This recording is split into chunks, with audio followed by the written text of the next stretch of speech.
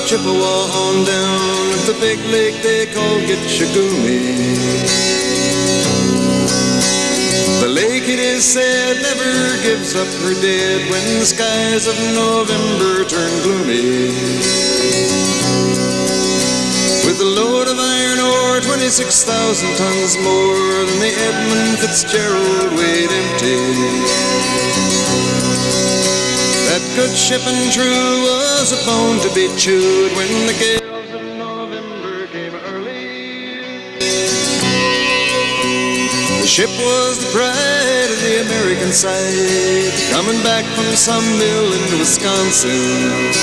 As the big freighters go, it was bigger than most, with a crew and good captain well seasoned, concluding some terms with a couple of steel firms when they left fully loaded for Cleveland.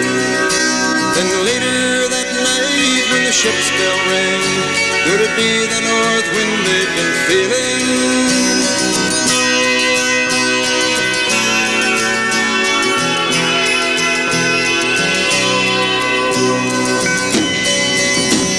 The wind in the wires made a tattletale sound, and the wave broke over the railing.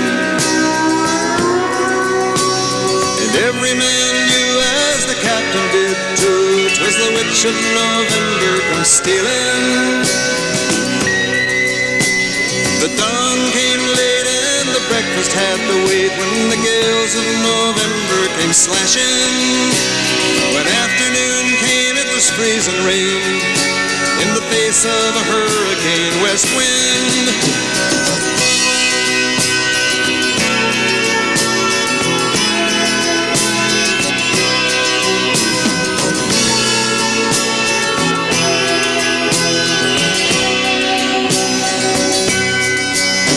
When supper time came, the old cook came on deck saying, "Fellas, it's too rough to feed you." At 7 p.m. a main hatchway caved in. He said, "Fellas, it's been good to know ya." The captain wired in, he had water coming in, and the good ship and crew was in peril. And later that night, when his lights went out of sight, came the wreck of the Edmund Fitzgerald.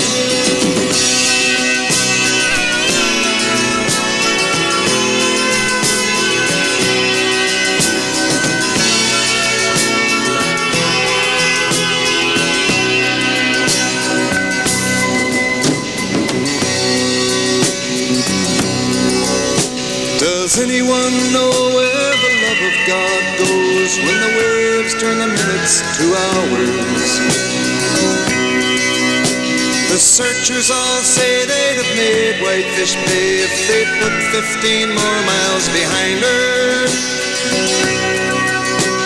They might have split up or they might have capsized. They may have broke deep and took water. And all that remains is the faces and the names of the wives and the sons and the daughters.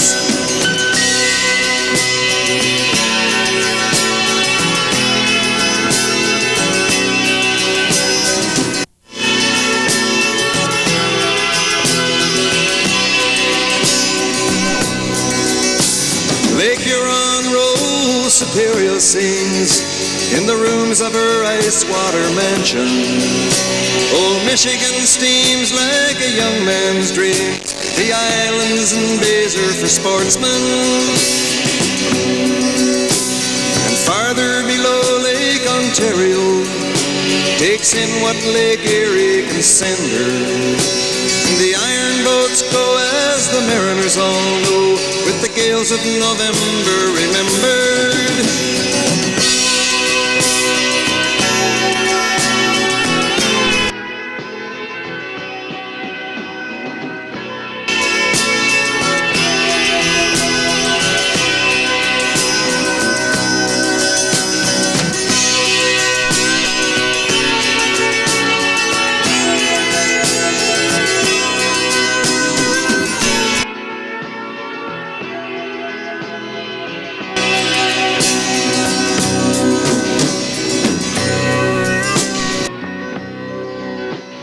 a musty old hall in Detroit, they prayed in the Maritime Sailors' Cathedral.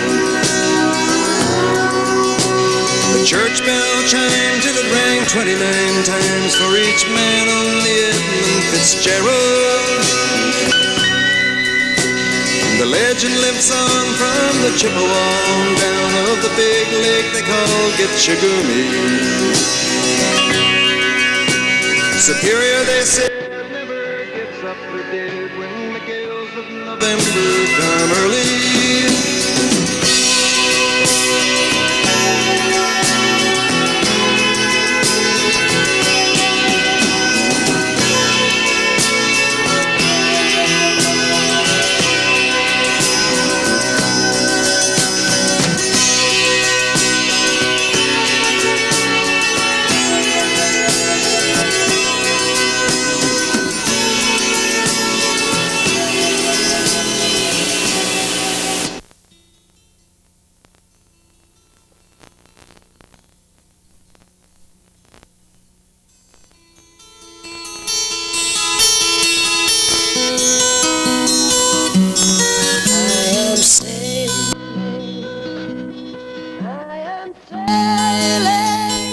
Good day, everybody. My name is Lieutenant Commander Greg Akins, and I'm lucky enough to be the executive officer on board this great ship, and also lucky enough to be asked to do an introduction to this tape which you're about to see. And I just want to say that it's a great day to be at sea, and this is only one of many, many great days at sea that we've had over the last 3 months. What you're about to see is Fredericton's very first deployment, the first in her lifetime, which will probably last somewhere 20 to 30 years, and over that time she'll probably do dozens and dozens of deployments, as long or longer this, to who knows what part of the world. But this is the first one, so it's special in that regard. What you're going to see is us embarking upon a 3-month adventure where we're visiting places that most of us have only heard or read about in newsreels or from books, but we're actually going to visit these spots. And you're going to see a bit of what it is to be at sea on a ship on a deployment. However, obviously we don't have the cameras around when we're working the hardest, so you're probably going to see most of what we do at play as opposed to what we do at work. Although it was an adventure, it was an adventure which was filled with lots and lots of hard work and sweat and toil by just about everybody from the captain on down in this ship's company to make it all work as well as it did. You're going to see the ship's company as a ship's company, and hopefully get an appreciation that it's a living community, that it's not just a bunch of steel and wires with a bunch of people with ranks and numbers, that we're all individuals who make up a large team here, who make up a community. And as such, each ship has a personality, and this ship has a very special personality, and most of us feel that it's probably the best ship we've ever sailed in, and that's because of all the fantastic individuals who are here.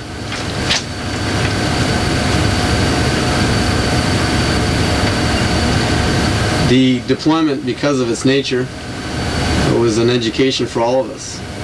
We got to see different countries that we hadn't visited before. We got to appreciate different cultures, foods, new religions, and I think that it was a great learning experience for all of us, and will enrich our lives in some way. And hopefully, by taking this all back to Canada, it will give us a better understanding of our very own diverse nation, and maybe make it easier for us to accept some of the things that we didn't understand before, and perhaps understand a little better now.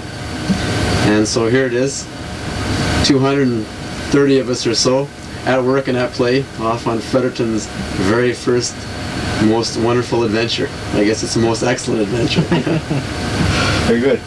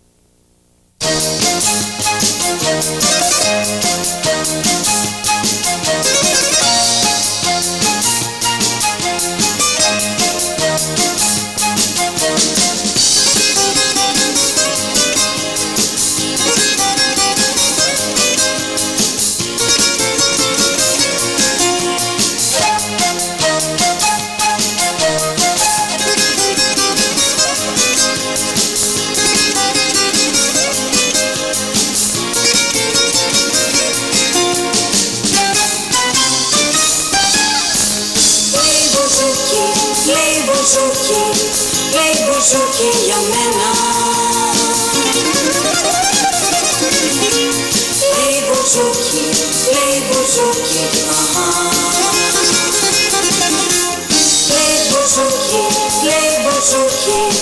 Λέει μπουζούκι για μένα. Λέει μπουζούκι, αχα.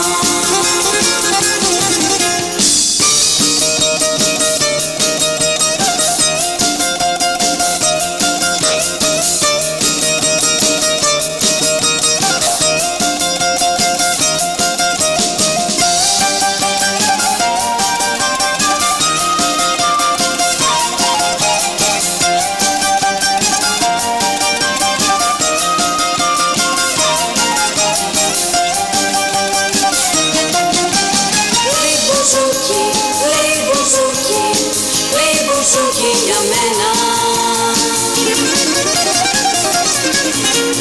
Λέει μπουζούκι, αχα. Λέει μπουζούκι για μένα. Λέει μπουζούκι, αχα. Λέει μπουζούκι για μένα.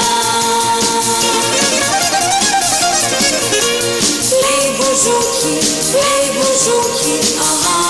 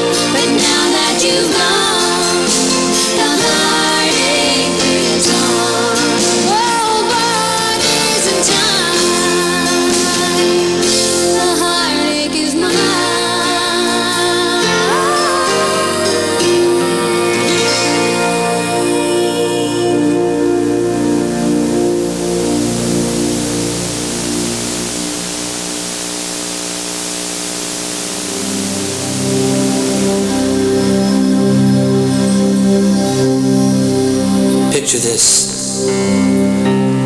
It's 50 years ago on a small country farm. Johnny McMaster's place. And it's Friday night. You've just finished 10 hot days of back-breaking labor. And the hay is finally in. You're sitting around the kitchen table under the dim light of a kerosene lantern. Everyone's laughing and joking, telling stories about their neighbors. You're halfway through a bottle of moonshine. And you're getting all fired up for the dance.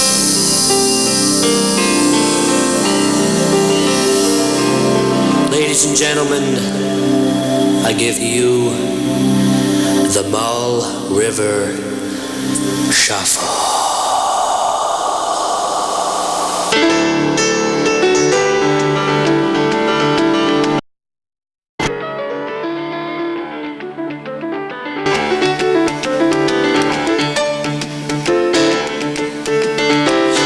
Mr. McNeil, the fine shape that he is in, there is no telling which way he'll feel after his twister around the bend. Raising the jar and raising hell, there's plenty of stories that they will tell. Some are born of true detail and some are purely fiction.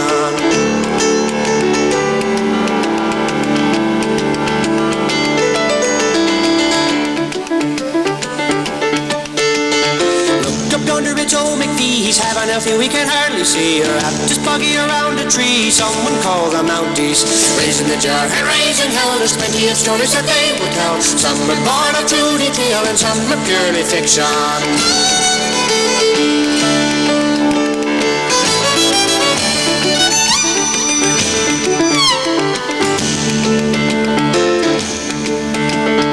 Spoke fine young Cameron at the desk, got a fearful hammer in today. I'll stutter and stammer in the beheld to pay come Saturday.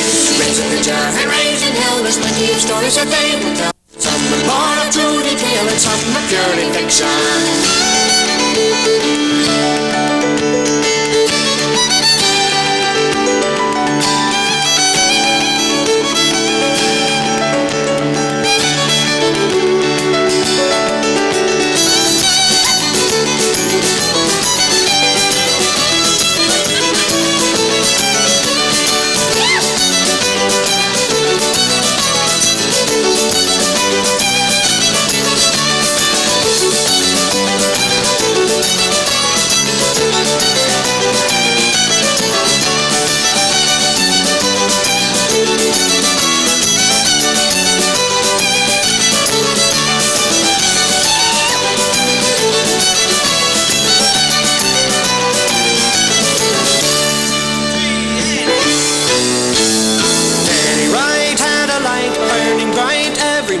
Waiting for the fish to bite along the shores of Hogama.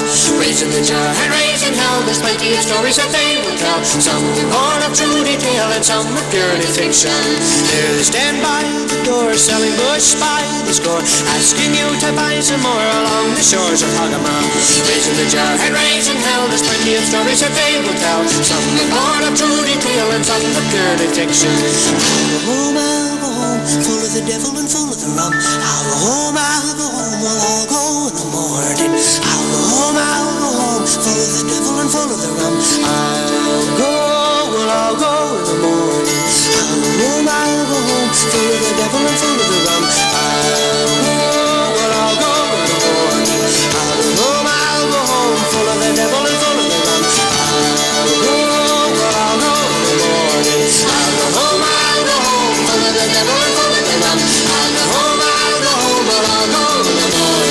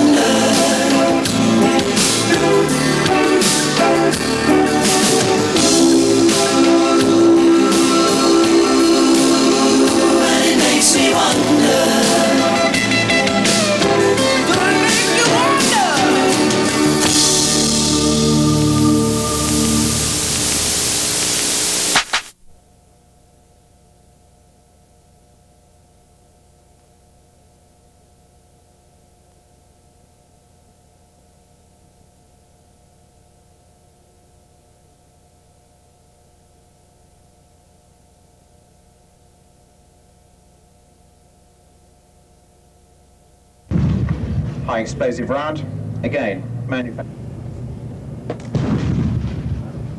High angle firing now, maximum range in fact is some 40 kilometers.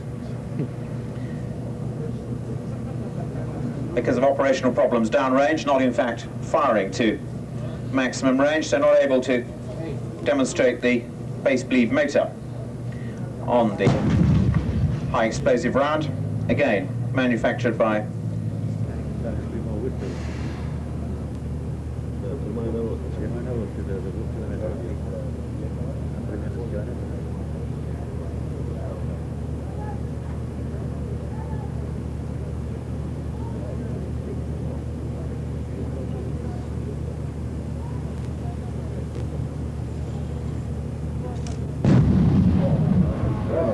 a very decisive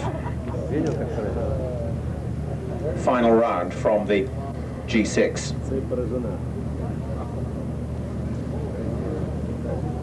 In fact, its 40-kilometer range allows it to cover an area of more than 1,000 square kilometers from any one firing position. The turreted mortar under armor system from the former Martin Marietta, now Lockheed Martin. The answer to the requirement on today's battlefield for systems that are highly mobile, rapid, and demonstrate the P90. One demonstrator now with both with 50 rounds.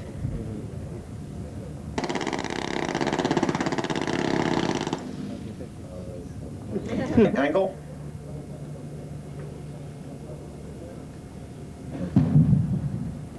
There. Oh. Keep the explosion. Yeah. A final very direct strike. And a demonstration of its exit. Currently then being integrated onto a track chassis for use in heavier organizations with tracked armored personnel carriers and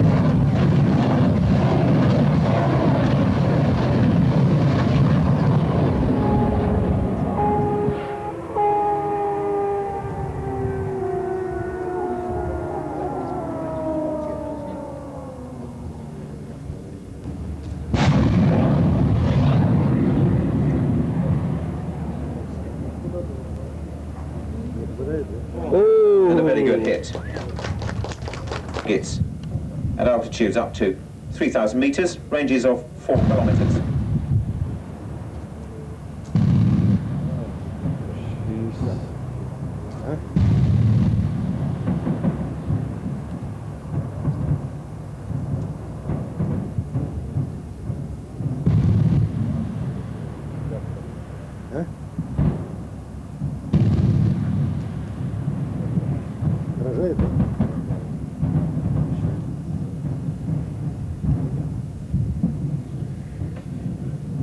Gun being used is 30 millimeters in caliber, rate of fire up to 5,000 rounds a minute.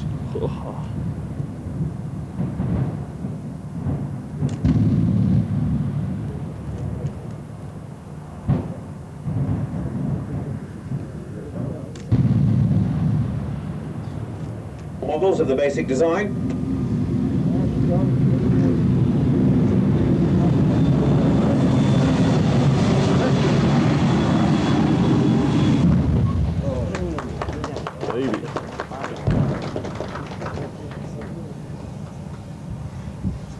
Поразил.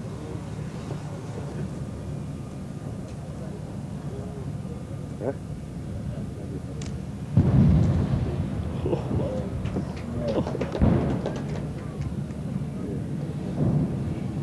There, as you see, successful engagements on the move. And now does it come to a stop? Все поразил решение, да?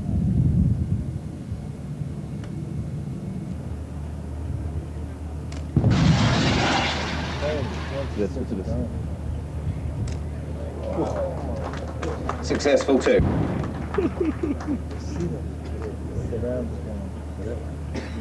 You see that? 72.5 millimeter caliber grenade, weighs just.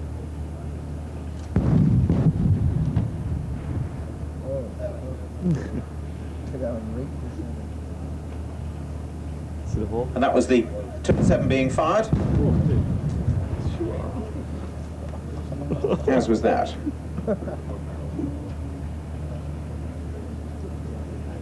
Both the 29 and the 27 offer very simple